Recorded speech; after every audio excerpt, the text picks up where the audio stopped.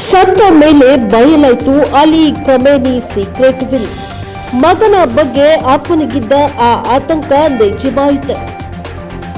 February 28ರಂದು ನಡೆದ ವೈಮಾನಿಕ ದಾಳಿಯಲ್ಲಿ ಹತರಾದ ಇರಾನ್ನ ಸರ್ವೋಚ್ಚ ನಾಯಕ ಅಲಿ ಖಮೇನಿ ಅವರ ಉತ್ತರಾಧಿಕಾರಿಯ ಆಯ್ಕೆ ಈಗ ಜಾಗತಿಕ ರಾಜತಾಂತ್ರಿಕ ವಲಯದಲ್ಲಿ ಬಿರುಗಾಳಿಯನ್ನೇ ಎಬ್ಬಿಸಿದೆ.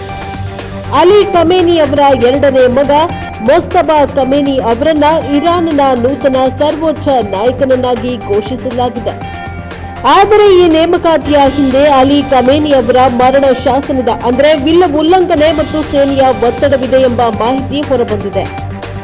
ನ್ಯೂಯಾರ್ಕ್ ಪೋಸ್ಟ್ ವರದಿಯ ಪ್ರಕಾರ ದಿವಂಗತ ಅಲಿ ಖಮೇನಿ ಅವರು ಬರೆದಿದ್ದ ವಿಲ್ನಲ್ಲಿ ನನ್ನ ಮಗ ಮೊಸ್ತಬಾ ನನ್ನ ಉತ್ತರಾಧಿಕಾರಿಯಾಗುವುದು ನನಗೆ ಇಷ್ಟವಿಲ್ಲ ಎಂದು ಸ್ಪಷ್ಟವಾಗಿ ಉಲ್ಲೇಖನ ಮಾಡಿದ್ರು ಖಮೇನಿ ಅವರು.